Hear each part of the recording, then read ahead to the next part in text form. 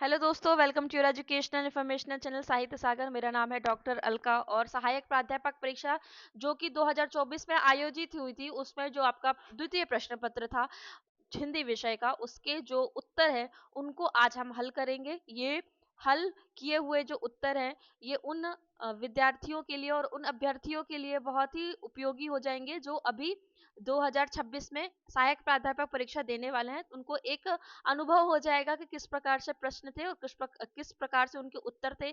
ये आपकी इकाई दी हुई है, इकाई 1 2 3 4 5 6 7, इस तरह से आपकी 10 तक इकाई है और प्रत्येक इकाई से करीब करीब 15 प्रश्न पूछे गए थे।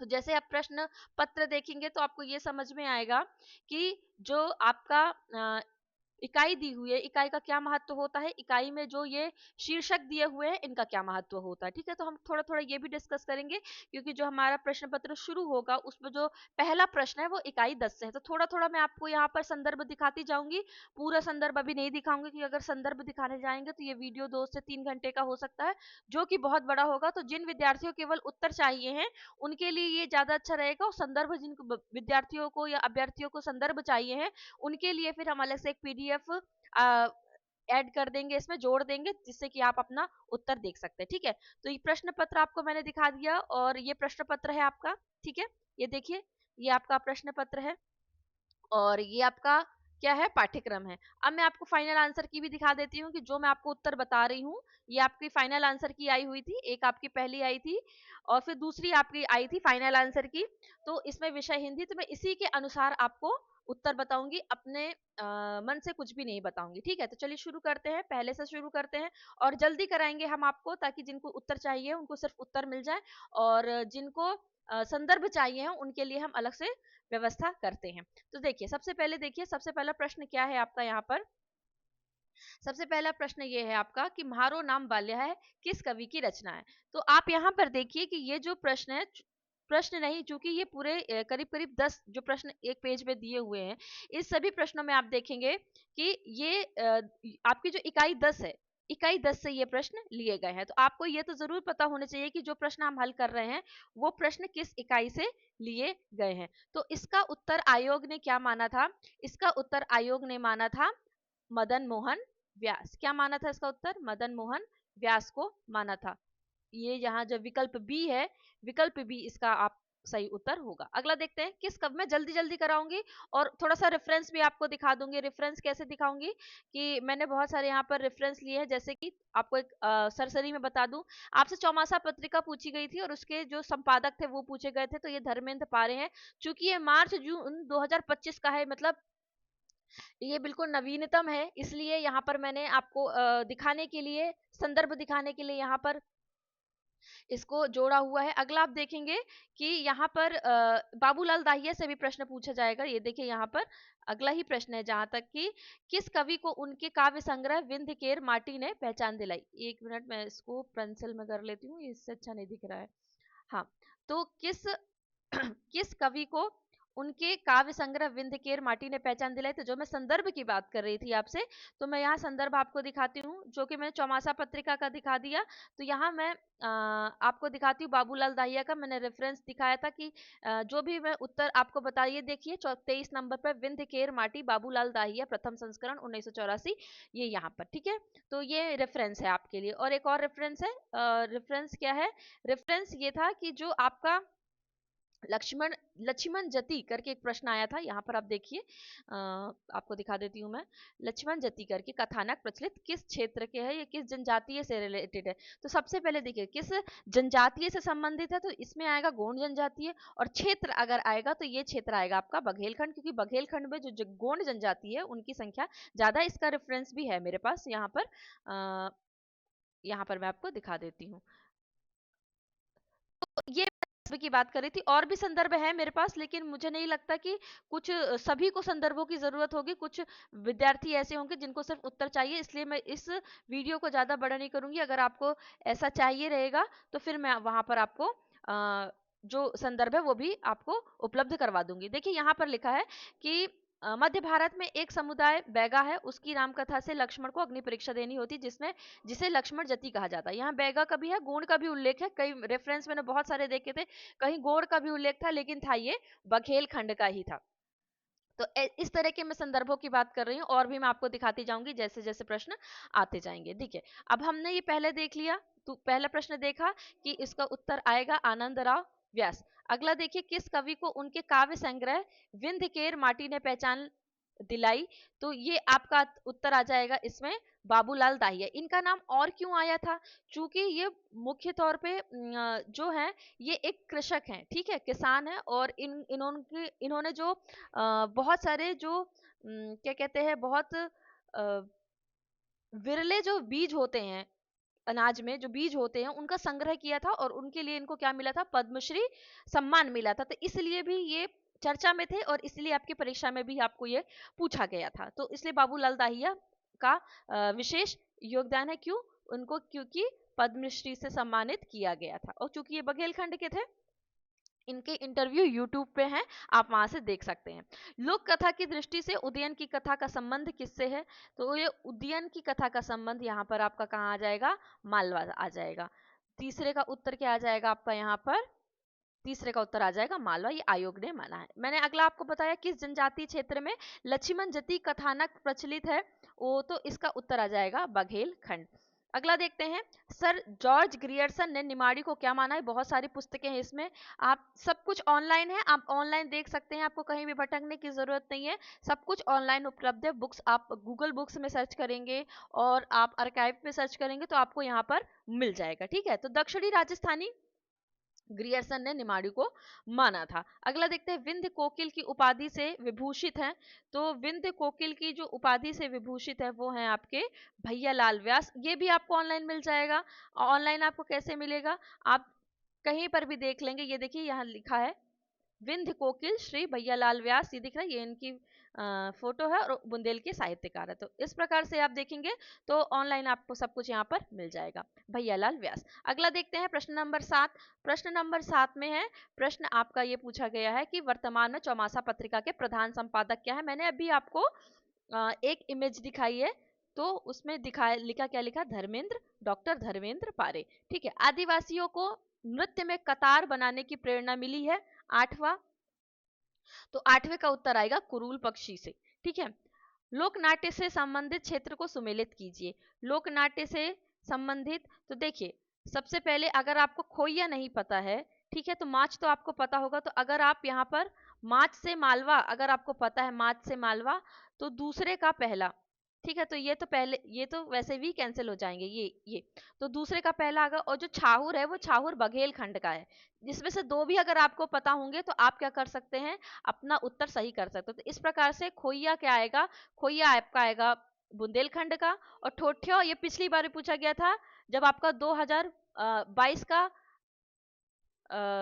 जब पेपर हुआ था, आपका एग्जाम हुआ था, परीक्षा हुई थी, तब आपका ये भी प्रश्न निमाड़ से और ठोठ्यो से पूछा गया था, ठीक है। तो इसका सही उत्तर हो जाएगा आपका बी। ये मैं आपको आंसर की देखकर ही बता रही हूँ। आदिवासी लोक कला अकादमी का वर्ष है, ये भी अगर आप इसका रेफरेंस देखेंगे तो आप कहाँ चले जाएंगे? सीधे आप आदिवासी लोक कला अगर गूगल पे सर्च करेंगे तो यहाँ पर देखिए क्या लिखा है, मध्य प्रदेश शासन के संरक्षण में आदिवासी लोक कला अकादमी की स्थापना 1980 में की गई थी, ठीक है। तो यहाँ आदिवासी लोक कला अकादमी की स्थापना कब की गई?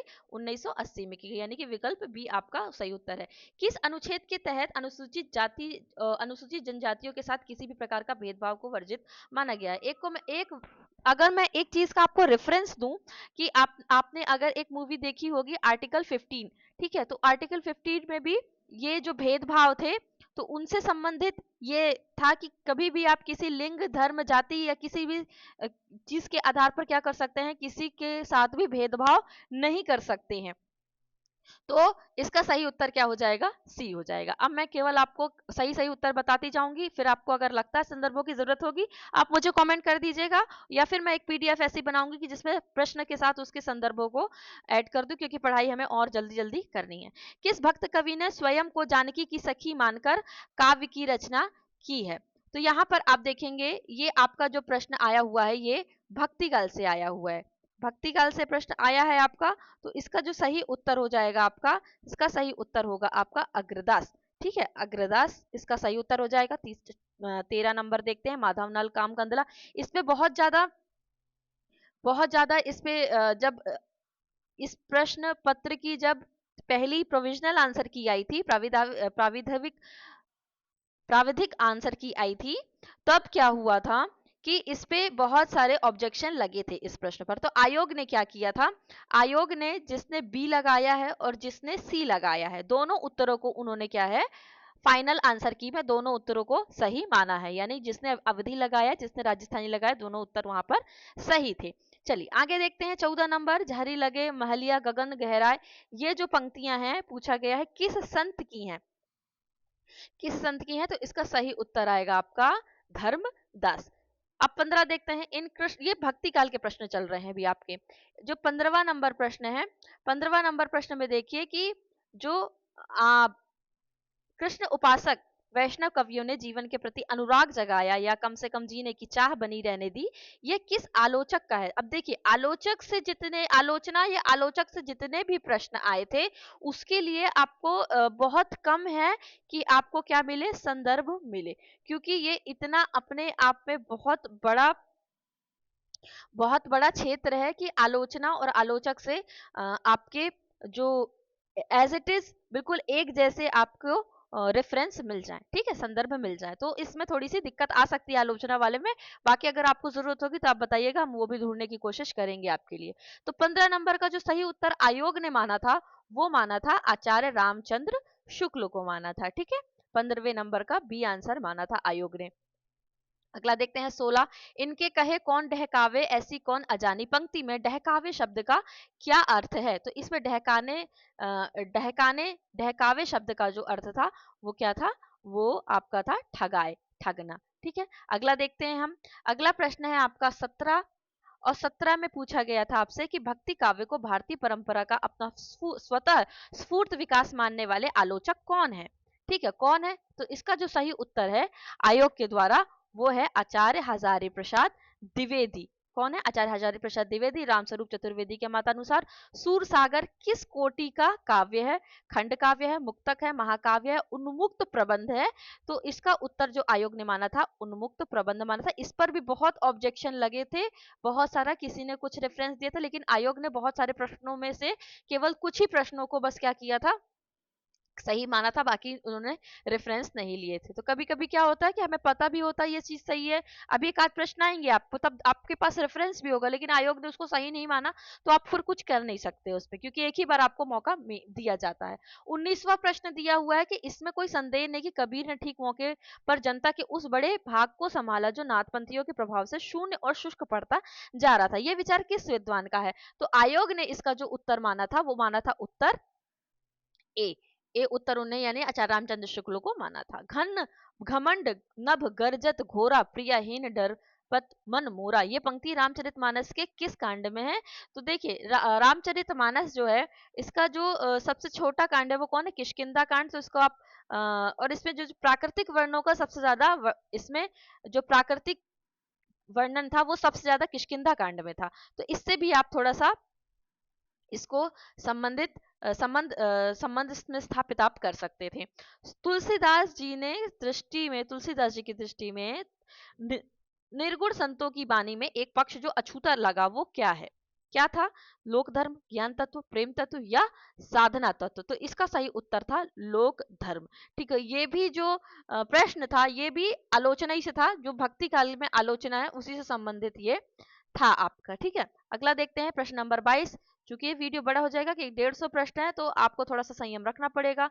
हिंदी टंकण से अनभिज्ञ जो अधिकारी है, रोमन स्क्रिप्ट का उपयोग करते हुए किस कीबोर्ड की सहायता से हिंदी में आसानी टंकण कर ला सकते हैं। अब देखिए, ये वाला जो प्रश्न था आपका, इस प्रश्न का उत्तर ढूंढने में बहुत समय लग जाता था। जब ऑब्जेक्शन हुआ था, तो सबको जो उत्तर सबने सही करके आए थे, सबको लग रहा था कि हमारा उत्तर सही है, तो सब इसका ढूंढ रहे थे, लेकिन इसका जो रेफरेंस है, इसका जो संदर्भ है, वो बहुत आसानी से नहीं मिल रहा था। तो इसका जो सही उत्तर आयोग ने माना है, वो माना है बी। क्या माना है, बी। 22 का उत्तर बी में, यानी फोनेटिक की बोर्ड। अगला देखते हैं निम्नलिखित। अब देखिए जो आपकी जैसे मान लीजिए 150 प्रश्न है, तो 150 प्रश्न में से 20 प्रश्न तो ऐसे हो जाते हैं जिनके उत्तर ढूंढना बहुत ही कठिन हो जाता है। तो आप इन 20 पे ध्यान ना देकर आप इन 130 पर ध्यान दीजिए, जिसको हम अपनी जो चीजें हैं उनको और मजबूत करें। जो बहुत बिरले चीज है उनको हम क्या करेंगे, थोड़ा सा हम उनको साइड में करेंगे, क्योंकि अगर इसमें हम अपना ज्यादा ध्यान देने लगेंगे तो ये जो नंबर है ये भी हमसे छूट जाएंगे। निम्नलिखित में से किसकी सहायता से प्रशासनिक, वित्तीय, सूचना प्रौद्योगिकी की तथा शिक्षा क्षेत्र में अंग्रेजी की परिपत्रों, आदेशों, कार्यालय ज्ञापनों आदि का अनुवाद कर सकते हैं। तो किससे कर सकते हैं हम यहाँ पर? यहाँ 23 का जो सही उत्तर होगा आपका मंत्र राजभाषा। ठीक है, क्या है इसका उत्तर? इसका उत्तर है मंत्र राजभाषा। अगला देखते हैं मानक हिंदी के अनुसार असत्य कौन सा है, यानी गलत कौन सा है। तो इस पे पहला दिया है कि अनुस्वार और अनुनासिक वर्ण सामान्य वर्ण से पहले आएंगे। ठीक है, अगला देखते हैं विसर्ग वाले शब्द स्वर के पहले आएंगे, अ वाला शब्द अ के पहले आएगा, और ट ठ ड आदि के संयुक्ताक्षर हल चिन्ह लगाकर ही बनाए जाएंगे। ठीक है, तो इसमें जो उत्तर गलत था 24वें का, वो था उत्तर कौन सा? ये। ठीक है, ये वाला उत्तर सी उत्तर उन्होंने गलत माना था। अगला देखते हैं हम, अगला देखेंगे हम 25 नहीं हुआ अभी, 25 देखते हैं। तो मानक हिंदी हो गया। 25वां में कंप्यूटर पर जो हिंदी में कार्य करने के लिए प्रयुक्त किए जाने वाला जो कीबोर्ड है, उसमें से कौन सा, इसमें से जो विकल्प नहीं है, कौन सा नहीं है? तो इसमें उत्तर आएगा, ये है आपका इंस्क्रिप्ट है, फोनेटिक है, यूनिकोड, कंपाइलेंट नहीं है इसमें उसका उत्तर। ठीक है, अगला देखते हैं हम 26 में पूछा गया है आपसे कि जो वर्तमान में कौन सा वर्ण जो है हिंदी में प्रचलित है जो अपभ्रंश में नहीं था। अपभ्रंश में क्या नहीं था? तो इसका उत्तर सही आएगा आपका ये वाला ड़। बाकी ये अ, बड़ी ई और ऊ थे। वर्तमान में हिंदी में अंग्रेजी से ग्रहित स्वन कौन सा है? तो ये यहाँ का नहीं है, ये फारसी का है, ये भी फारसी का है, ये नहीं है, ये तो कुछ है ही नहीं। और ये है जो हम लिखते हैं क्या, डॉक्टर, है ना? तो आ हमेशा विदेशी शब्दों में ही आता है, तो अंग्रेजी से ग्रहित है। मानक हिंदी के अनुसार पंचमाक्षर का सही प्रयोग होगा कंजूस, इसमें इया लगा हुआ है, कंठ, इसमें अड़ा वाला आधा लगा हुआ है, ठंडा, और गंगा, इसमें क्या है, जो क वर्ग होता है उसका जो पंचमाक्षर होता है इनका वो लगा हुआ। तो सही उत्तर होगा आपका 28 का क्या होगा, ठंडा, यानी कि सी। भारतीय अंकों का अंतरराष्ट्रीय रूप अनुच्छेद में स्वीकार किया गया है। देखिए सबसे पहली बात, हमको कहां से कहां तक पढ़ना है, 343 अनुच्छेद से 351 तक पढ़ना है। तो इसका आप अगर सरसरी में भी आप देखेंगे तो आपको पता चल जाएगा कि जो आपका 343 है उसमें क्या है कि भारतीय अंकों का अंतरराष्ट्रीय रूप, और जो लिपि होगी, लिपि कौन सी है, देवनागरी, ये किसने हमारे अनुच्छेद में 343 में दिया गया है। जो भाषा देश के प्रशासनिक वैधानिक कार्यों में प्रयुक्त होती है वो क्या कहलाती है? साहित्य भाषा, राष्ट्रभाषा, मातृभाषा, वो कहलाती है हमारी राजभाषा। 30, अगला देखते हैं हम प्रश्न 31 नंबर का। तो 31 नंबर में आपसे पूछा जाएगा यहाँ पर कि मेरी ममता ही वहां नीति थी। अब यहाँ पर क्या आ गया है आपका जो आपका कविता है, ये कविताओं से अब यहाँ पर आधुनिक काल की जो कविताएं हैं वहां से यहाँ जो प्रश्न है वो यहाँ पर दिए गए हैं। तो चलिए देखते हैं यहाँ पर क्या पूछा गया है। इनसे पूछा गया है कि जो मेरी ममता थी वहां नीति थी, मर्यादा थी। तो अंधा युग जो नीति, जो गीति काव्य है, ठीक है, तो गीति काव्य में यह उद्धृत या नाट्य काव्य आप इसको मान सकते हैं किस पात्र का है? तो इसका जो सही उत्तर होगा ये है धृतराष्ट्र का। क्या है उत्तर इसका सही? धृतराष्ट्र। प्रसाद प्रसाद की आधुनिक हिंदी में वास्तववाद वस्तुतंत्र के भी प्रवर्तक है किस आलोचक? ये आलोचना से ये तो इस वाले जो प्रश्न थे ना आलोचना वाले, इनमें ज्यादा ज्यादा सबको संदेह हो रहा था कि ये किसका है किसका है। तो हम उत्तर सही मानेंगे जो आयोग द्वारा दिया गया है। तो 32 का अगर आप उत्तर देखें सही, तो इसमें आयोग ने क्या माना था, जो दो दो तीन ऐसे प्रश्न थे। 32 का जो सही उत्तर होगा ये होगा आपका नंद दुलारे वाजपेयी। ठीक है, नंद दुलारे वाजपेयी इसका उत्तर होगा। और चूंकि आप इससे भी अंदाजा लगा सकते हैं कि जो प्रसाद है और नंद दुलारे वाजपेयी ने छायावाद पर थोड़ा सा अधिक काम किया है। कविता में खड़ी बोली के समर्थक थे और गद्य में खड़ी बोली के प्रयोग के हिंदूवादी भी थे और मुस्लिम हिंदू एकता के समर्थक भी थे। हरिश्चंद्र के बारे में संबंध में ये कथन किस आलोचक का है? तो आयोग द्वारा ये जो सही उत्तर होगा इसका उत्तर होगा सी, बच्चन सिंह का ये कथन था। भारतेंदु लिखित अंधेरा नगरी नाटक के निम्नलिखित दृश्यों का जो सही क्रम है, सही क्रम आपसे पूछा गया कि कौन सा सही क्रम होगा, तो इसका जो सही क्रम होगा जंगल, राजसभा, अरण्य, शमशा। ठीक है, अगला देखते हैं। लंबी कविता, एक लंबी कविता का अंत जो निबंध है उसमें जो उद्धृत निम्नलिखित जो कथन है वो किसका है? भारत की एकमात्र आशा उसकी जनता है, उच्चतर वर्ग दैहिक और नैतिक रूप से मृतवत हो गए हैं। ये कथन किसका है? तो ये जो आपका प्रश्न है इसका जो सही उत्तर माना है ये है विकल्प 1 यानी कि स्वामी विवेकानंद। अब हम देखते हैं प्रश्न 36 में आपसे पूछा गया है यहाँ पर कि जो चंद्रगुप्त नाटक के संबंध में पात्र परिचय को सुमेलित कीजिए। ठीक है, तो इसमें हमको क्या करना है? पात्र परिचय को यहाँ पर हमको सुमेलित करना है। तो चलिए देखते हैं किसका क्या होगा। सबसे पहले देखेंगे हम यहाँ पर कि जो आपका वर रुचि है, वर रुचि कौन है? तो यहाँ पर आएगा जो वर रुचि है वो मगध के क्या है? अमात्य, अमात्य यानी मंत्री। ठीक है, अगला देखेंगे जो मालविका है, मालविका कौन है? सिंधु देश की राजकन्या है। कौन है? सिंधु देश की राजकन्या है, राजकन्या यानी कि राजकुमारी। सुवासिनी कौन है? सुवासिनी है आपकी शक्टार की पुत्री यानी कि कन्या। और फिलिप्स कौन है? सिकंदर का क्षत्रप। तो इसके अनुसार आपका जो विकल्प ए है वो आपका सही हो जाएगा। नारी का आपका आकर्षण पुरुष को पुरुष बनाता है, ये तो कितनी बार पूछा जा चुका है। कई बार पीजीटी हो गया, आपका नेट हो गया, सेट हो गया और टीजीटी हो गया। टीजीटी में तो कम पूछा जाता है लेकिन पीजीटी, नेट और सेट में इससे बहुत ज्यादा पूछा जाता है। तो ये कथन किन दो पात्रों के बीच का है संवाद? तो इसका जो सही उत्तर आएगा, इसका सही उत्तर आएगा सुंदरी और अलका यानी कि विकल्प सी जो होगा इसका सही उत्तर होगा आपका। चलिए आगे देखते हैं। अनुक्रम की दृष्टि से अरे यायावर रहेगा याद यात्रा वृतांत के अध्यायों का व्यवस्थित क्रम क्या है?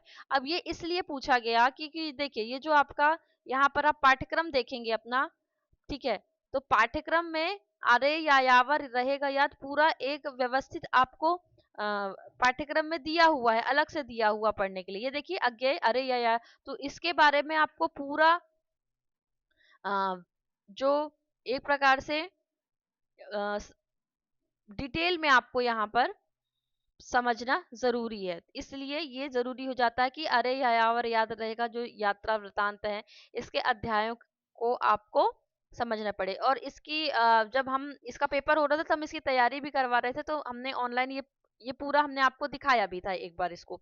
ठीक है, तो इसका जो सही उत्तर आएगा परशुराम से तूर्खम किरणों की खोज में, देवताओं के अंचल में और अंत में एलुरा यानी कि विकल्प जो 38 का ए है वो आपका सही आएगा। अगला देखते हैं। उनकी दृष्टि में वही रहता है जो उनके हृदय में है, हृदय में वही रहता है जो वचन में है।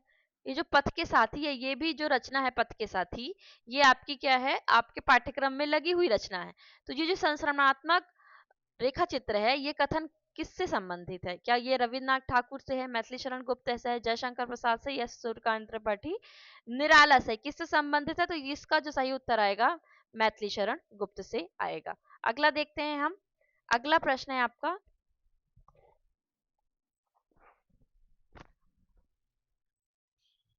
प्रश्न संख्या 40। वह भाषा जो देश के भावात्मक एकता में सहायक होती है वो क्या कहलाती है?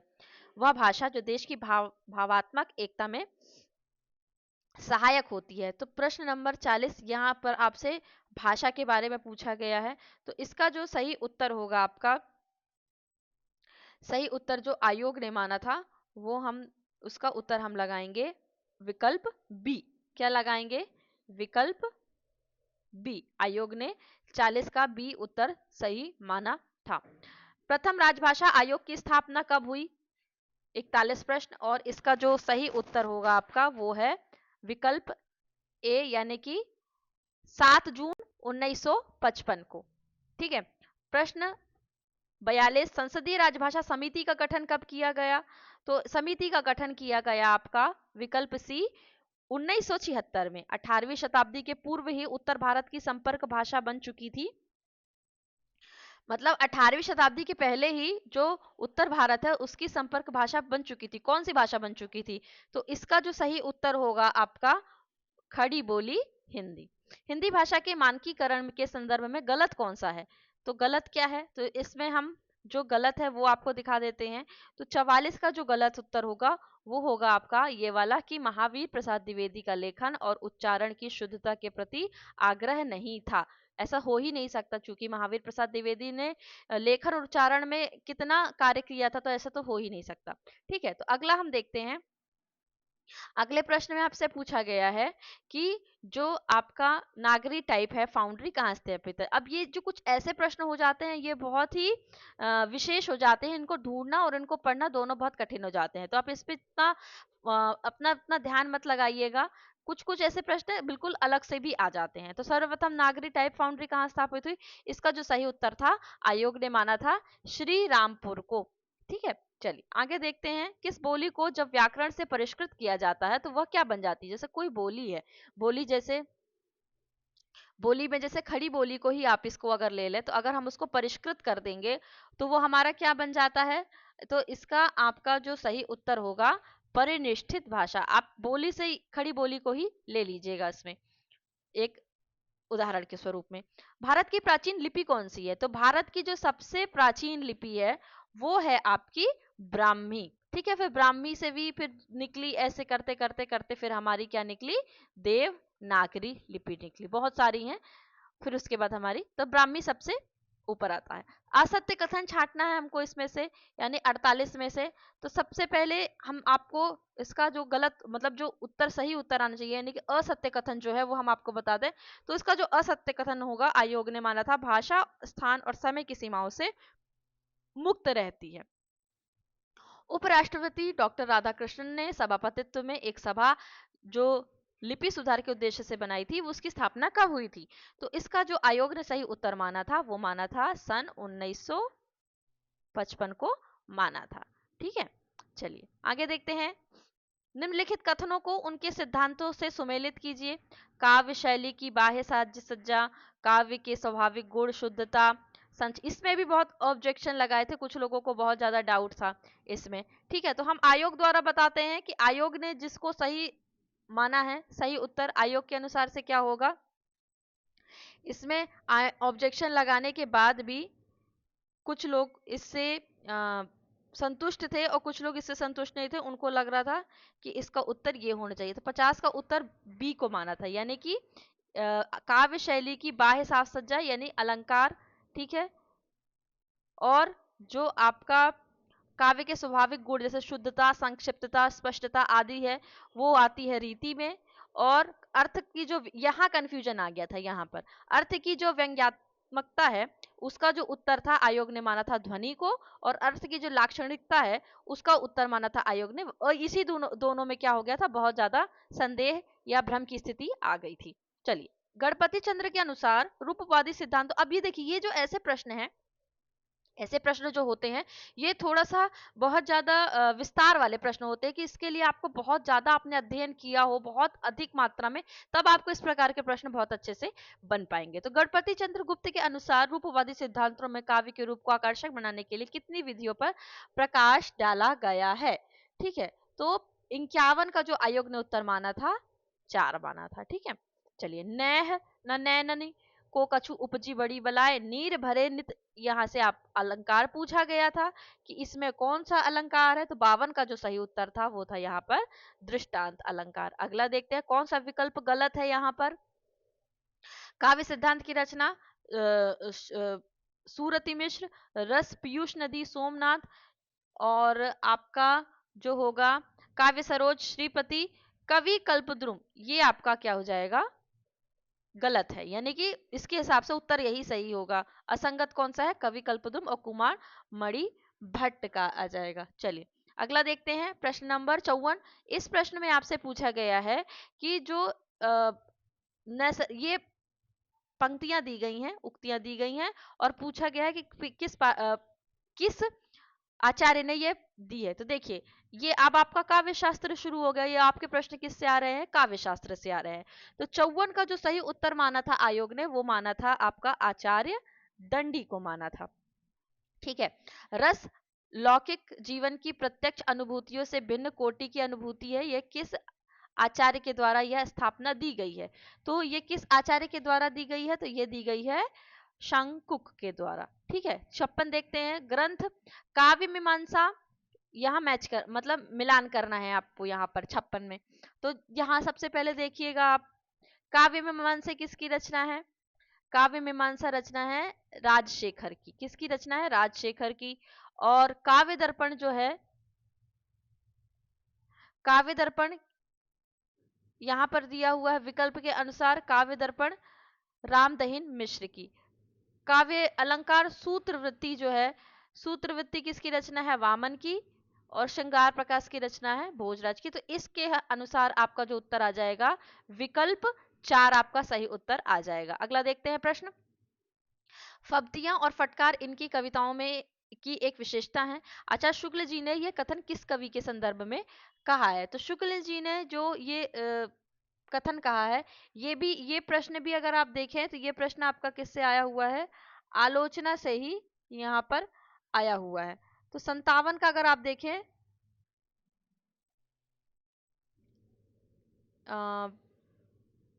57 का अगर उत्तर देखें तो इसमें आपका सही उत्तर आ जाएगा नाथूराम शंकर, यानी कि विकल्प डी आपका सही उत्तर आ जाएगा। 58 का देखिए, संगीत को काव्य, संगीत को काव्य और काव्य को संगीत के निकट लाने का सबसे अधिक प्रयास निराला जी ने किया, ये किस आलोचक ने कहा है? तो इसका जो सही उत्तर आएगा आपका रामचंद्र शुक्ल ने कहा है। ठीक है, आचार्य रामचंद्र शुक्ल ने कहा है। अगला देखते हैं हम, प्रश्न संख्या 59। भारत भारती में कवि ने अपनी राष्ट्रीयता भावना की एक रूपरेखा प्रस्तुत की है। ठीक है।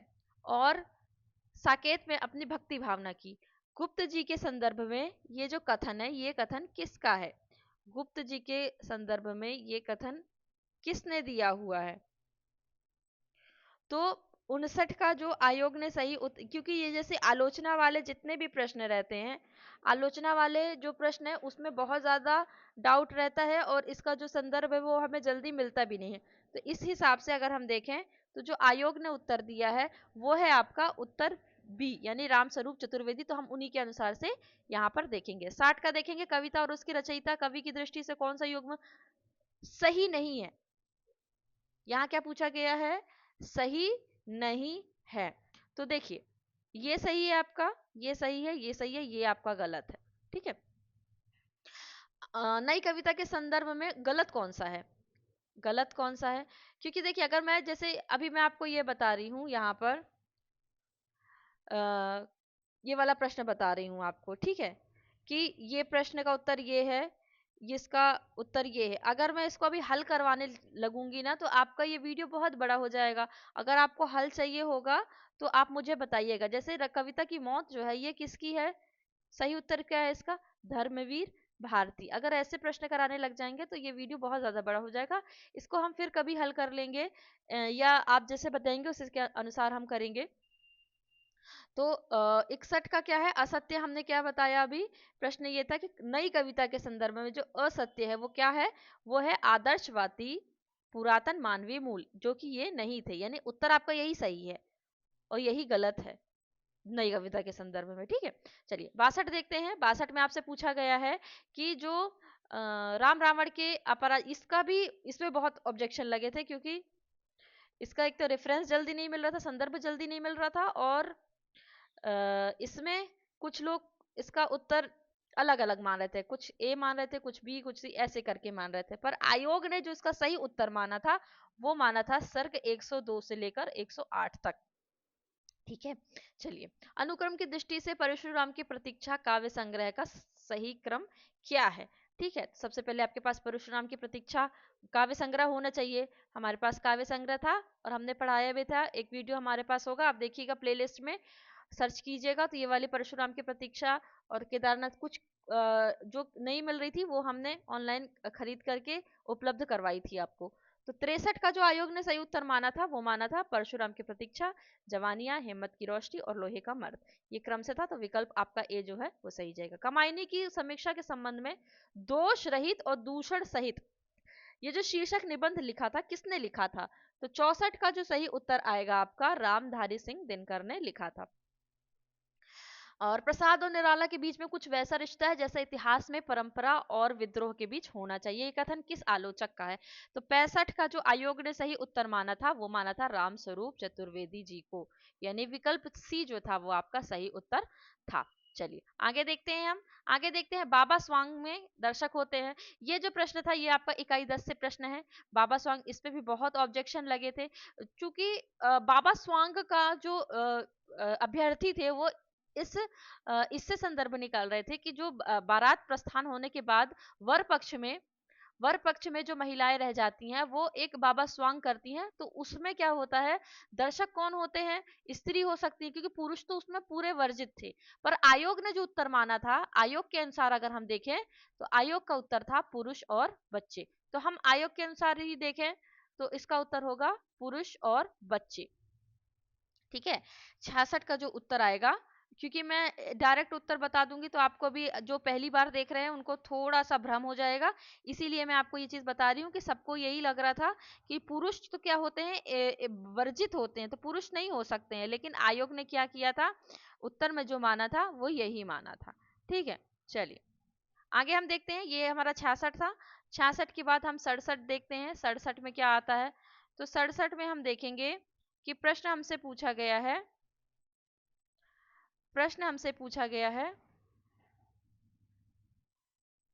एक मिनट, हाँ मैं थोड़ा सा इसको वो करती हूँ, एक मिनट। अ, आयोग ने जो इसका उत्तर माना था, आयोग ने जो इसका उत्तर माना था, पहले जो प्राविधिक आंसर की आई थी, उत्तर कुंजी आई थी उसमें, तो आयोग ने इसका उत्तर माना था पुरुष और बच्चे। ठीक है, ठीक है, हाँ पहले वाले में माना था, तो लेकिन जो दूसरी वाली जो जब फाइनल आई थी तो उसमें स्त्री माना था। तो ये आपका उत्तर जो होगा, उत्तर सी आपका यहाँ पर सही होगा। ये थोड़ा सा करेक्शन था, पहले वाले में यही था, पुरुष और बच्चे ही दिया था, फिर इस पे ऑब्जेक्शन लगाया गया था, तो आपका जो सही उत्तर आया था वो स्त्री ही आया था। ठीक है, चलिए पारंपरिक लोकगीत जो गोटे को गाने में वाद्य यंत्र का प्रयोग होता है, तो इसमें उत्तर आया था ढाक, और ये भी आप गूगल पर जाकर देख सकते हैं, आयोग द्वारा भी इसको ढाक ही कहा गया था। एक बार देखती हूँ, मेरे पास अगर होता है मैं आपको दिखाती हूँ, मैंने आपके लिए यहाँ पर रखा हुआ था वाद्य यंत्र आपको दिखाने के लिए कि ढाक कैसा होता है। ये यहाँ पर दिख रहा होगा आपको, बुंदेलखंड के लोक वाद्य, ये ढाक। ठीक है, ढाक इस तरह का होता है। ठीक है, चलिए आगे देखते हैं, गोट गायन में ये होता है, ढाक होता है। चित्रा गोहू अद्रा धान कहावत का संकेत क्या है? तो ये भी आपका इकाई 10 से ही प्रश्न था, 68। और बीज किस नक्षत्र में बोना चाहिए?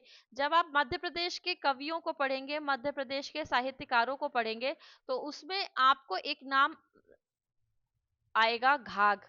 ठीक है, तो इनकी जो कहावतें मुहावरे या इनकी जो रचनाएं थी उसमें हमको ये जो आपका वर्षा है और जो वर्षा है, अनाज है, कृषि है, इन सब से संबंधित हमें बहुत सारी कहावतें देखने को मिलती हैं। अब हम देखते हैं 69, मुक्तिबोध का जो काव्य संकलन है चांद का मुंह टेढ़ा है, एक बड़े कलाकार की स्केच बुक लगती है। ठीक है, अब ये पूछा गया है ये किस आलोचक का है? तो ये किस आलोचक का है? ये है आपका उत्तर 69 का आपका होगा राम स्वरूप चतुर्वेदी। बहन की कजरियों के लिए भाई का जो संघर्ष है, ये किस अंचल का लोक आदर्श है? तो इसका सही उत्तर हो जाएगा आपका बुंदेलखंड। ठीक है, कजरियां यहाँ पर बुंदेलखंड में काफी गाई जाती हैं। इसके पीछे एक बहुत कथाएं भी हैं, ये बहुत डिटेल का प्रश्न है, जब आप बुंदेलखंड डिटेल में पढ़ेंगे तब आपको ये बात पता चलेगी। माखनलाल चतुर्वेदी किस उपनाम से नहीं लिखते थे? नहीं लिखते थे, ठीक है।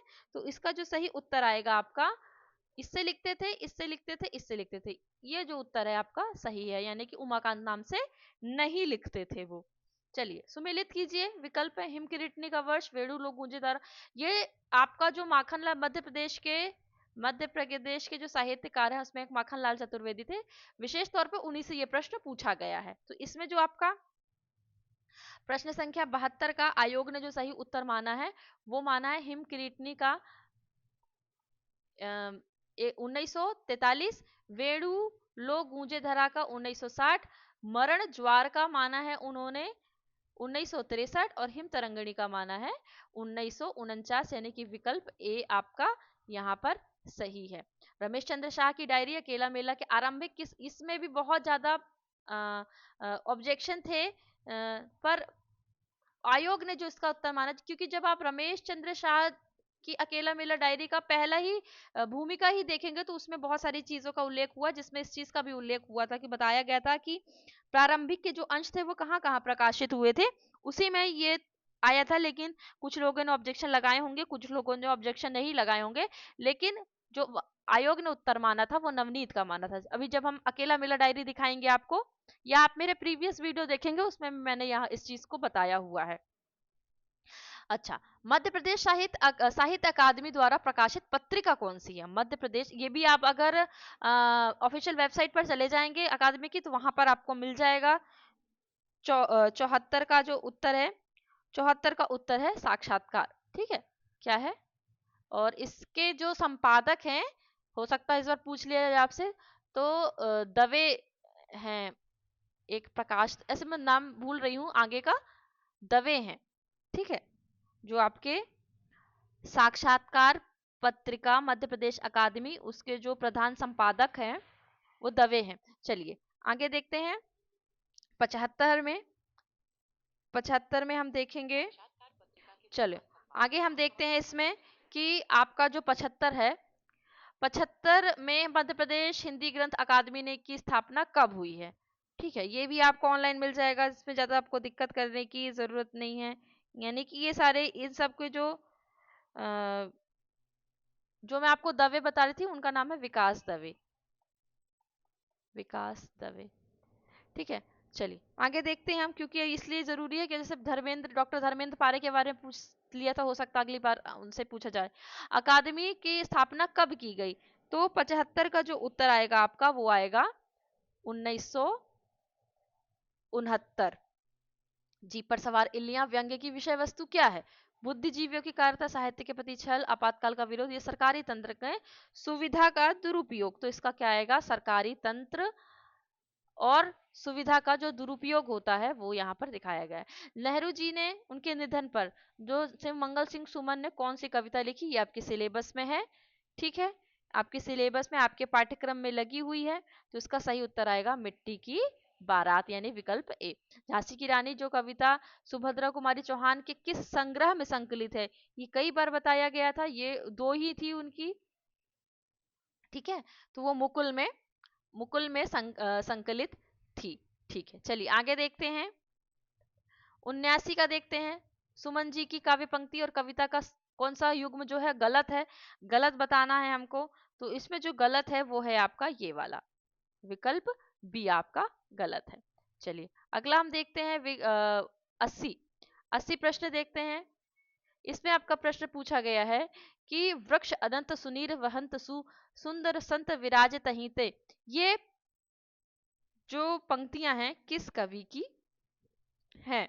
और ये चूंकि मालवा क्षेत्र से पूछा गया है यहाँ पर आपको, तो इसका जो सही उत्तर होगा वो है विकल्प सी, सुंदरदास, ठीक है। 80 का जो उत्तर है संत सुंदरदास है। आगे देखते हैं, अति प्रफुल्लित, अति प्रफुल्लित कंटकित तन मन वही, ये पूछा गया है कि पंक्ति किस कविता से ली गई हैं? 81 का जो उत्तर है वो है आपका ब्रह्म राक्षस, ठीक है, क्या है? ब्रह्म राक्षस। 82 का उत्तर देखते हैं। सुमेलित करना है और सही उत्तरों का चयन करना है, हमको यहाँ पर मिलान करना है और उनके जो जिले हैं उनके जिलों से हमको यहाँ पर मैच करना। तो इसमें से अगर आपको किसी एक का भी अगर उत्तर आता है तो आप यहाँ पर क्या कर सकते हैं, इसका मिलान कर सकते हैं। तो 82 का जो सही उत्तर है वो आएगा आपका चंद्रकांत देवताले बैतूल जिले से हैं। जो आपके मुक्तिबोध हैं वो कहाँ से हैं, श्योपुर से हैं, ग्वालियर से हैं। हरिशंकर परसाई जो है होशंगाबाद से हैं। मन्नू भंडारी मंदसौर से। तो इसके अनुसार आपका विकल्प जो बी है, बी आपका उत्तर सही होगा। भवानी प्रसाद मिश्र की किस कविता में एक राजा और रानी की मार्मिक कथा प्रस्तुत की गई है? बहुत ही अच्छी कविता है। तो ये होगी आपकी सन्नाटा। ठीक है, बहुत अच्छी कविता है, जरूर पढ़िएगा, आपके सिलेबस में भी है, पाठ्यक्रम में लगी हुई है, तो आप जरूर पढ़िएगा इसको। जाति वानर लंक नायक दूत अंगद नाम। चंद्रिका रामचंद्रिका जो है, इसमें यह कथन किसने किससे कहा है? ठीक है, किसने कहा, किससे कहा है? तो 84 का जो सही उत्तर होगा आपका यहाँ पर,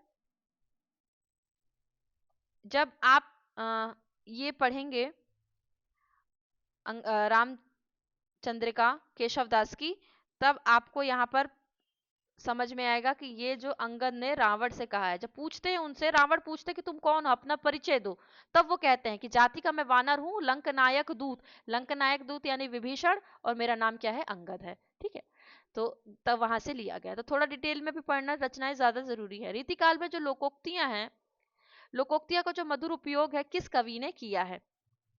तो किस कवि ने किया लोकोक्तियों का मधुर प्रयोग?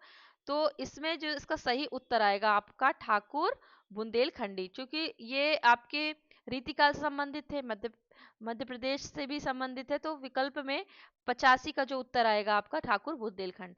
ग्रीष्म की गजब धुकी है, धूप घाम धाम। तो इसके जो रचयिता है इन पंक्तियों के कौन है? तो 86 का जो सही उत्तर आएगा आपका आएगा ग्वाल कवि। ये भी रीतिकाल से संबंधित है। रीतिकाल के अब हम जो प्रश्न कर रहे हैं वो रीतिकाल के कर रहे हैं। रीतिकाल के जो कवि एकांतिक श्रृंगारी नहीं है, ये जो कथन है किस आलोचक ने दिया हुआ है? तो ये किस आलोचक ने दिया है? तो हजारी प्रसाद द्विवेदी ने, यानी कि विकल्प ए आपका सही उत्तर है। 88 में अगर हम देखें, 88 में पूछा गया यूरोपीय महाद्वीप में बिहारी सतसई के समकक्ष कोई रचना नहीं, कथन किसने दिया है? तो इसका सही उत्तर आएगा आपका ग्रियर्सन ने दिया हुआ है। ठीक है, चलिए आगे देखते हैं हम प्रश्न संख्या देखेंगे हम। नवासी इच्छा दे अक्षरणी शिष्य ब्रज माह बसाई, ये जो पंक्तियां हैं किसने दी हैं? तो इसको भी बहुत ढूंढने में मेहनत लगी थी जब ऑब्जेक्शन लिया गया था। तो इसका जो सही उत्तर होगा महाराजा छत्रसाल की। और ये आपको महाराजा छत्रसाल के बारे में आपको कहाँ मिलेगा? जो रामचंद्र शुक्ल की हिंदी साहित्य का इतिहास है उसमें भी आपको इनके बारे में मिलेगा। हजारी प्रसाद द्विवेदी ने सूफी प्रेमाख्याना काव्य परंपरा की प्रथम रचना किसको माना है? ये तो सबको पता होगा इसके उत्तर।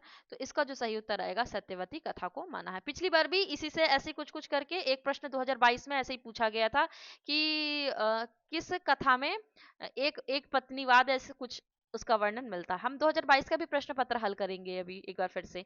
श्रृंगार और वात्सल्य के क्षेत्र में इस महाकवि ने मानो औरों के लिए कुछ छोड़ा ही नहीं। शुक्ल जी ने यह जो विचार है वह किस कवि के लिए कहा था?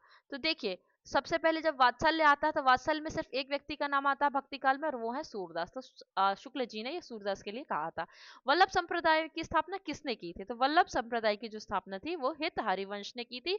और इसका सबसे बढ़िया, अगर आप वर्तमान समय में इसको अगर आप अपने दैनिक जीवन से जोड़ना चाहें तो यहाँ आप किसको ले सकते हैं? प्रेमानंद महाराज को, वो भी इसी संप्रदाय से संबंधित हैं। ठीक है, दीनो कुब्जा दिलीपति को अरु कीन्हो, दीनो कुजाब दिलीपति को अरु कीन्हो, वजीरन को मुहकारो नायनो माथा दक्षिण। ये पूछा गया कि ये कविता की जो पंक्तियां हैं वो किस कवि की हैं? तो ये 93 का जो सही उत्तर है ये है भूषण की हैं। किसकी हैं? भूषण की हैं। चलिए आगे देखते हैं, हम अगला प्रश्न देखते हैं। 94 प्रतीकवाद के संबंध में जो गलत क्या है वो हमको छांटना है। गलत जो युग्म है वो हमको छांटना है। तो इसमें 94 में आप देखेंगे यहाँ पर कि प्रतीकवाद प्रतीकवाद में प्रतीकवाद का संबंध किससे है? यहाँ पर दिया है बादलेयर। आध्यात्मिक प्रतीकवाद शुक्ल जी, साहित्यिक प्रतीक डॉक्टर नगेंद्र, और प्रतीकवादी आंदोलन डॉक्टर पूर्ण सिंह का दिया। तो 94 का जो आपका सही उत्तर है आयोग के द्वारा, वो आएगा आपका यहाँ पर जो उत्तर इन्होंने दिया हुआ है, एक मिनट, सही उत्तर है इसका आपका डी, यानी कि प्रतीकवादी आंदोलन। प्रतीकवादी आंदोलन 94 का जो उत्तर है वह है प्रतीकवादी आंदोलन। सतपुड़ा के जंगल में किस जनजाति का वर्णन मिलता है हमको? गोंड। किसका उल्लेख मिलता है हमको यहाँ पर? गोंड जनजाति का उल्लेख मिलता है। टी.एस. इलियट ने परंपरा के संबंध में जो सिद्धांत दिए हैं, किस धारणा का उन्होंने खंडन किया है? ठीक है, तो ये वाले जो ऐसे प्रश्न होते हैं, इन प्रश्नों में बहुत ज्यादा अगर आप विस्तार से पढ़ेंगे तभी आपको इस प्रकार के प्रश्नों का उत्तर मिलेगा। तो इसमें है इसका जो उत्तर यहाँ पर दिया हुआ है, यहाँ पर किस धारणा का खंडन किया है? तो किस धारणा का खंडन किया है उन्होंने? उन्होंने किया है काव्य में परंपरा की अपेक्षा कवि की वैयक्तिक प्रतिभा का अधिक महत्व, इसका उन्होंने क्या किया है? खंडन किया है। चलिए आगे देखते हैं। 97 में कौन सा कथन फैंटेसी के संबंध में गलत है? गलत है, गलत कौन सा है 97 में? ये है कि मुक्तिबोध की जो फैंटेसी है सामूहिक अवचेतन को प्रकाशित नहीं करती है। यही उत्तर आपका यहाँ पर सही होगा। अगला उत्तर देखते हैं हम, सॉरी अगला हम प्रश्न देखते हैं। चलिए 98 गलत छांटना है हमको इसमें से। अरस्तु ने यहाँ पर कथन दिए हुए हैं अनुकरण के संबंध में, और हमको बताना कि इसमें से कौन सा क्या है गलत है, गलत छांटना है हमको। तो इसका जो सही उत्तर आएगा आपका वो आएगा अनुकरण दृश्य वस्तु जगत की स्थूल अनुकृति है, जबकि उन्होंने क्या बोला था? नहीं है। ठीक है। कुंतक ने वक्रोक्ति के कितने भेद माने हैं? कुंतक ने वक्रोक्ति के कितने भेद माने हैं? तो उन्होंने कितने माने हैं? 6 माने हैं। ठीक है, विकल्प डी। कल्पना को कॉलरिज ने क्या माना है? तो कल्पना को कॉलरिज ने माना है ईश्वरीय शक्ति माना है, यानी विकल्प डी आपका सही उत्तर आ जाएगा। अगला देते लॉन्जाइनस के अनुसार उदात्त, इसमें भी बहुत ज्यादा ऑब्जेक्शन लगे थे इस प्रश्न में भी। अवरोधक तत्वों में से कौन सा सही नहीं है? कौन सा सही नहीं है? तो उन्होंने वागाडंबर को बोला कि सही नहीं है।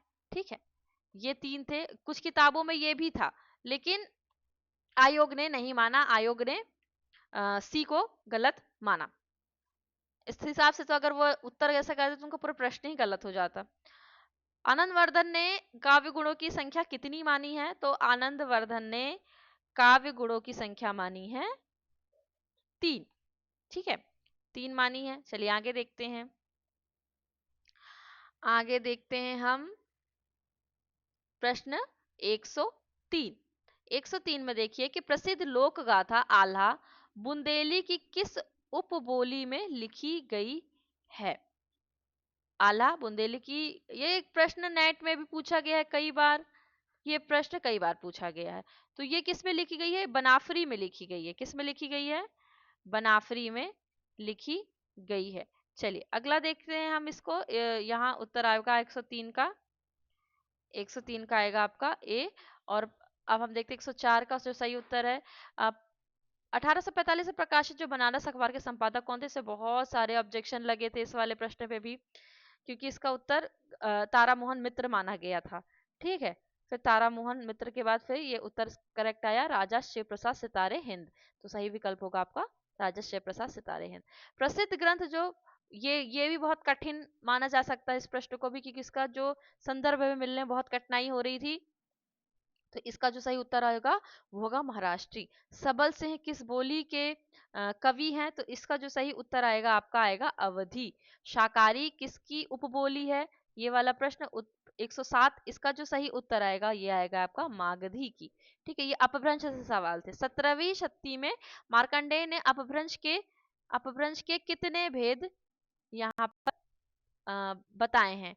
तो यहाँ पर देखिए 108 का जो उत्तर है वो है 27, यानी कि विकल्प डी आपका उत्तर सही हो जाएगा। चलिए 109 में देखते हैं।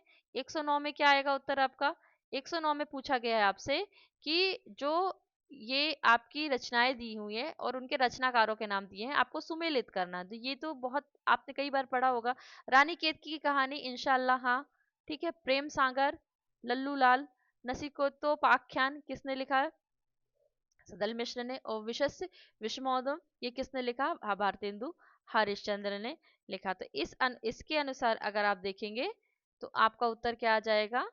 पहला उत्तर आपका यहाँ पर सही आएगा, यानी विकल्प ए आपका सही आ जाएगा। चलिए दक्षिणी हिंदी, इसमें भी काफी ऑब्जेक्शन लगे थे 110 प्रश्न में। तो इसका फाइनल अंतिम जो उत्तर माना गया था वो माना गया था देहलवी। क्या माना गया था? देहलवी। दक्षिणी हिंदी के नाम से जब विख्यात हुई थी वो कौन थी? देहलवी। 110 का बी माना गया था। चलिए आगे देखते हैं हम। महावीर प्रसाद द्विवेदी सरस्वती पत्रिका के संपादक कब नियुक्त हुए?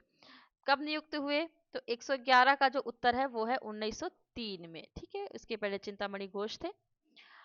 1873 में हिंदी नई चाल में नहीं ढली। नहीं ढली, ये मत किसका था? ये तो था पहले किसका? भारतेंदु हरिश्चंद्र का था। और जो नहीं ढली वाला जो प्रश्न था ये किसका था? रामविलास शर्मा का।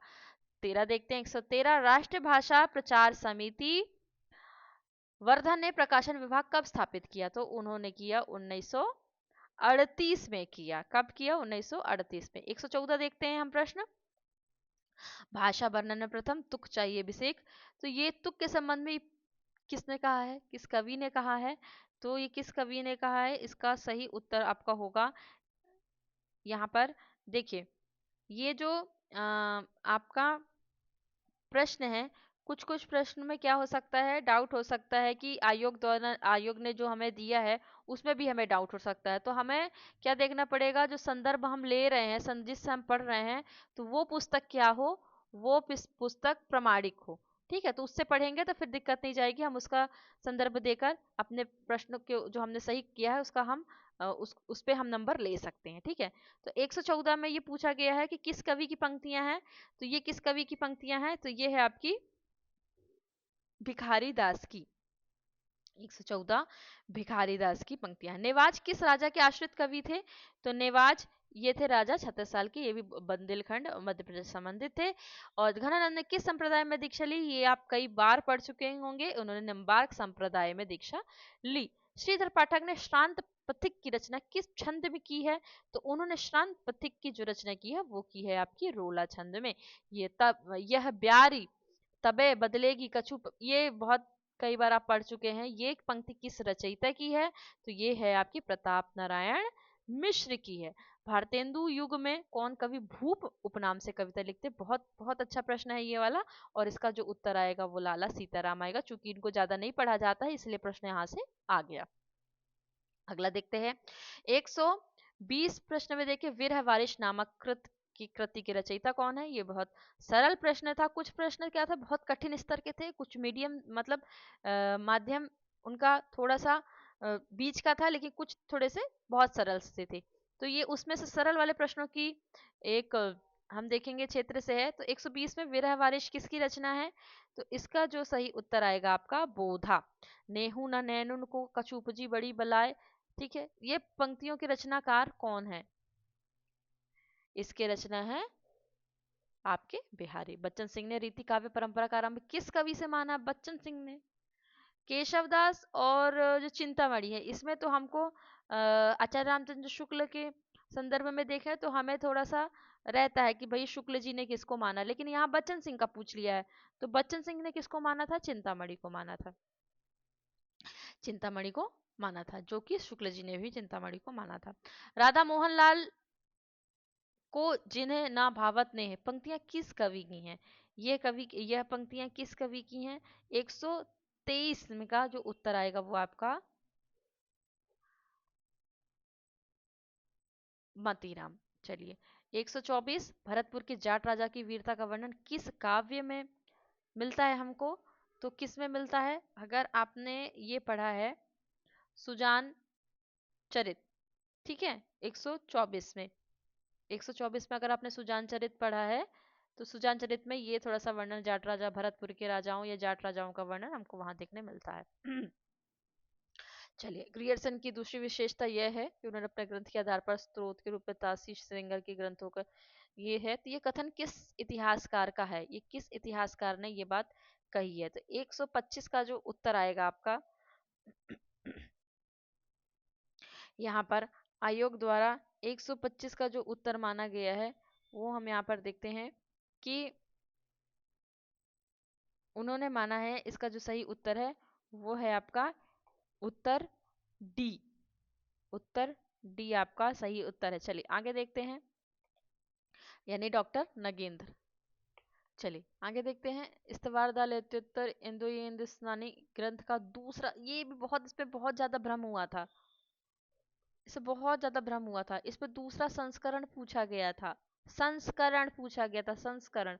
तो लोगों ने क्या हुआ, इसका उत्तर बहुत ज्यादा गलत लगा दिया था।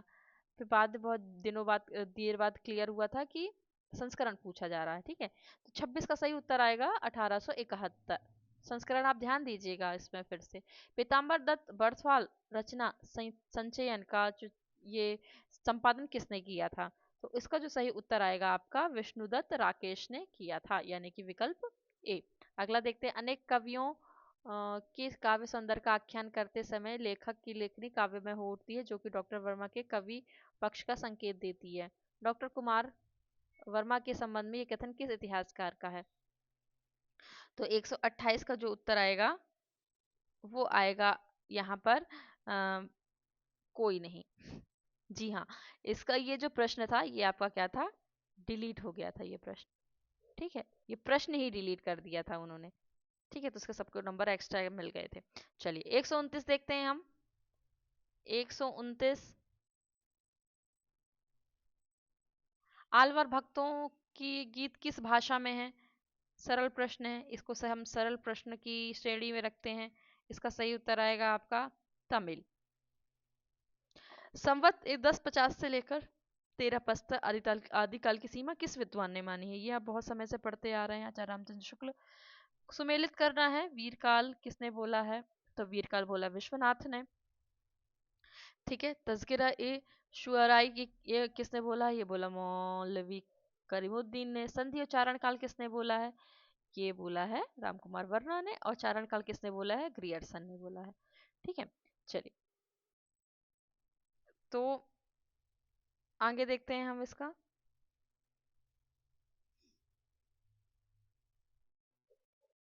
मेरे साथी दुई जना, एक वैष्णव एक राम, वो है दाता मुक्ति को वो सुमिरावे राम। ये उक्त पद किस संत कवि का है? तो जो चूंकि आपका 132 का जो सही उत्तर आएगा वो आएगा आपका कबीर, यानी कि विकल्प बी। चलिए आगे देखते हैं हम। तुझको अपनी घोरतम निराशा से ही बल लेना होगा, ये जो आत्मजयी की किस अंश से ली गई है? क्योंकि आत्मजयी आपको रचना दी गई थी, आपके पाठ्यक्रम में लगी हुई रचना थी।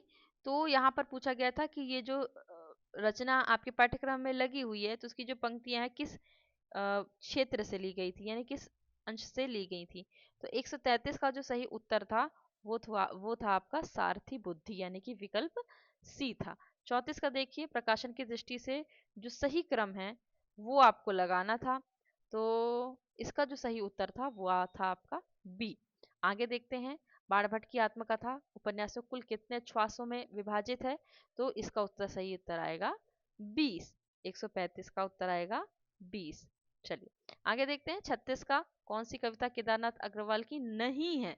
नहीं है पूछा गया, तो इसका सबसे पहला उत्तर आएगा हिंदुस्तान की राजनीति, ये उनका नहीं है। चलिए आगे देखते हैं। आगे देखेंगे हम यहाँ पर कि आपका जो खालिस्तान छूटा हुआ है, और पूछा है नहीं भाई, पाप पुण्य की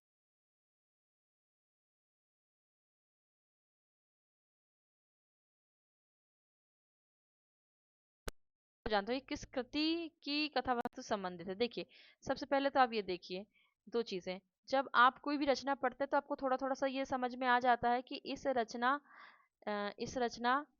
इस रचना का संबंध किससे है? तो यहाँ जो जज लिखा है, जज लिखा है, तो आप देखेंगे कि जज का संबंध हमको इन जो रचनाएं दी हुई हैं, 4 विकल्प दिए हुए हैं, जज का संबंध हमको कहाँ दिखाई देता है? तो हमको दिखता है त्याग पत्र में, मृणाल में। ठीक है, मृणाल जो जो नायिका है, उस त्याग पत्र में हमको जज का दिखता है, तो इसका सही उत्तर आ जाएगा आपका सी। मेरा मन कहता है कालिदास भी तुकाराम थे। ठीक है, तो ये निबंध किस निबंध से उद्धृत है? तो ये जो आपका है, सही उत्तर आएगा आपका देवदारू से लिया गया है। बसंती किस कहानी की स्त्री पात्र है? बसंती, इसमें से हम देखेंगे ये है पात्र आपकी वापसी, उषा प्रेमवदा की जो वापसी कहानी है उनकी, उसकी एक पात्र है। चलिए 40 देखते हैं, 140। इसकी घटनाएं बोल रही हैं, पात्रों के बोलने की जरूरत नहीं है या अपेक्षा नहीं है। शुक्ल जी ने विचार विचार किस कहानी के लिए दिया है? तो उन्होंने दिया था, ये जो पंक्तियां उन्होंने कही थी, ये कही थी उसने कहा था कहानी के लिए। 141 देखते हैं। सही युग्म का हमको चयन करना है, सचेतन कहानी, सहज कहानी, समानांतर कहानी या सक्रिय कहानी। इसमें जो सही कौन सा है? तो इसका सही उत्तर आ जाएगा समानांतर कहानी कमलेश्वर की। चलिए अब हमारे मात्र 9 प्रश्न बचे हैं। 9 प्रश्नों को हम जल्दी जल्दी से हल कर लेते हैं। साहित्य के मौलिक प्रतिमान अधिक नहीं है, बदलते हुए युग बोध के कारण परिप्रेक्ष्य, प्रविधि, प्रक्रिया आदि में परिवर्तन निश्चय होता है। कथन किसका है? तो ये कथन किसका है? 142 का जो सही उत्तर आएगा आपका यहाँ पर। चलिए 142 का हम सही उत्तर देखें तो यहाँ पर आप देखेंगे कि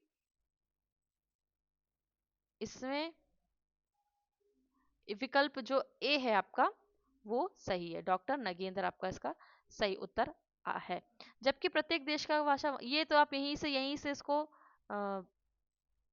आप कोट कर सकते हैं कि किसकी ये पंक्तियां हो सकती हैं। तो ये पंक्तियां किसकी हैं? आचार्य रामचंद्र शुक्ल की। जब आप उनकी पुस्तक खोलते हैं हिंदी साहित्य का इतिहास, उसमें आपको शुरू में ये पंक्तियां मिल जाती हैं। श्याम सुंदर दास की लिखी जो हिंदी भाषा और इसमें बहुत सारे ऑब्जेक्शन लगे थे इस प्रश्न पर भी, 144 में से भी। तो इसका जो सही उत्तर आएगा वो आएगा 16। क्या उत्तर आएगा? 16, यानी विकल्प बी जो है उत्तर आपका सही होगा। चलिए 145 देखते हैं। 145 का जो सही उत्तर आएगा, प्रश्न है आपका कि सन 1970 में लिखे जो हिंदी साहित्य का अद्यतन इतिहास है, अद्यतन इतिहास किसने लिखा है? ठीक है, तो अद्यतन इतिहास किसने लिखा है 145 में? तो इसका सही उत्तर आ जाएगा आपका डॉक्टर मोहन अवस्थी। किसने लिखा है? डॉक्टर मोहन अवस्थी ने लिखा है। चलिए अब हम मात्र हमारे 5 प्रश्न बचे हुए हैं, जल्दी से हम इनको भी देख लेते हैं। फिर जैसे जैसे आपके कमेंट आएंगे उसके अनुसार हम काम करेंगे। बाकी हम कोशिश करेंगे कि 2022 का भी जो प्रश्न पत्र है एक बार हम उसको हल कर लें। फिर हम करेंगे, क्योंकि पिछली बार मैंने एक वीडियो बनाया था, तो मैंने क्या बनाया था उस वीडियो में कि जैसे 2022 के जो प्रश्न थे वो इकाई के अनुसार कैसे कैसे आए। जैसे इकाई 1 थे तो उसमें इकाई 1 के कितने कितने प्रश्न आए थे, कौन कौन से आए थे वो मैंने किया था। इकाई 2 में कौन कौन से प्रश्न आए थे और कितने प्रश्न आए थे ये मैंने किया था। अब ऐसा ही मैं कोशिश करूंगी कि ये 2024 का जो प्रश्न पत्र है इसको भी ऐसे हल करूं। तो 1888 में एशियाटिक सोसाइटी ऑफ बंगाल की पत्रिका में विशेषांक के रूप में किस इतिहास ग्रंथ का प्रकाशन हुआ था? तो यहाँ पर आप देखेंगे 146 का जो सही उत्तर है ये वाला, the modern vernacular literature of Hindustan, यानी ग्रियर्सन का जो था, ग्रियर्सन की जो रचना थी वो प्रकाशित हुई थी। विसल देव रासो में कितने खंड हैं या कितने सर्ग हैं ये पूछा जा रहा है आपसे यहाँ पर। तो इसका जो सही उत्तर होगा वो है 4, यानी कि विकल्प डी। आलाखंड का संबंध किस रासो ग्रंथ से है? तो आलाखंड का संबंध क्या है? परमाल रासो से संबंध है। उक्ति वैचित्र की प्रधानता थी, कुछ रसीले गीत दोहे इन्होंने लिखे। शुक्ल जी ने किसके लिए कहा है? तो शुक्ल जी ने ये कहा है खुसरो के लिए। अंतिम प्रश्न देखते हैं। सिद्धों की जो कविता है जनता की भाषा से संबंध रखती है, अतएव साहित्य की दृष्टि में वह उपेक्षा की दृष्टि से देखेगी। यह कथन किस आलोचक का है? तो 150 प्रश्न का जो सही उत्तर आएगा ये आएगा आपका डॉक्टर राम कुमार वर्मा। तो आपने देखे मैंने जल्दी जल्दी कोशिश किया है कि इन प्रश्नों को हम हल कर लें। और अगर आपको ये चाहिए कि संदर्भ चाहिए, क्योंकि देखिए कुछ बहुत रेयर विरले ही ऐसे प्रश्न हैं जिनका हमको नहीं मिला है। बाकी लगभग सब कुछ ऑनलाइन उपलब्ध है, आप सब कुछ ऑनलाइन देख सकते हैं। अब आज के डेट में एआई के दौर में आप सब कुछ ऑनलाइन आपको मिल सकता है, तो मुझे नहीं लगता कि आपको किसी चीज़ की ज़रूरत होगी। मैं बस कोशिश कर रही हूँ कि जो चीज़ें आपके पास नहीं है वो पहुँचा पाऊँ आपके पास, ताकि जो ऐसे क्षेत्र में रह रहे हैं जिनके पास कुछ सुविधाएं नहीं हो उन तक ये चीज़ें पहुँच पाएँ। ठीक है? तो मिलता है अगले वीडियो में। मैं कोशिश करती हूँ 2022 का प्रश्न पत्र एक बार हल कर दूँ अभी इस समय, और कुछ इससे अगर संदर्भ मिलते हैं तो वो भी हम एक मर्ज कर लें, एक दूसरे से जोड़ लें कि 2022 का पेपर, 2024 का पेपर, अब 2026 में जो पेपर होगा उसको कैसे हमको हल करना है, कैसे कैसे प्रश्न आते हैं, प्रश्न का स्वरूप क्या होगा, हम ये थोड़ा सा डिस्कस करेंगे। ठीक है, तो मिलता है अगले वीडियो में। तब तक के लिए अगर वीडियो अच्छा लगा हो कमेंट्स में जरूर बताइएगा कि अभी आगे, क्योंकि समय बहुत है, अगर हम अभी से तैयारी करना शुरू करेंगे, कंपटीशन बहुत है, पद बहुत कम है, इसलिए हमको तैयारी बहुत पहले से करनी पड़ेगी और हमें बहुत सारे संदर्भ ढूंढने होंगे, हमें बहुत सारी रचनाओं की जो मूल प्रति है वो ढूंढनी होगी, इसलिए हमको समय बहुत ज़्यादा लग जाएगा। इसलिए अभी से तैयारी हम करेंगे तब हमारा जो सिलेबस है, पाठ्यक्रम है, वो हमारा हो पाएगा, अप्रैल या मई तक हो पाएगा। ठीक है, क्योंकि उसके बाद तो जुलाई में पेपर ही है। चलिए मिलते हैं अगले वीडियो में। धन्यवाद।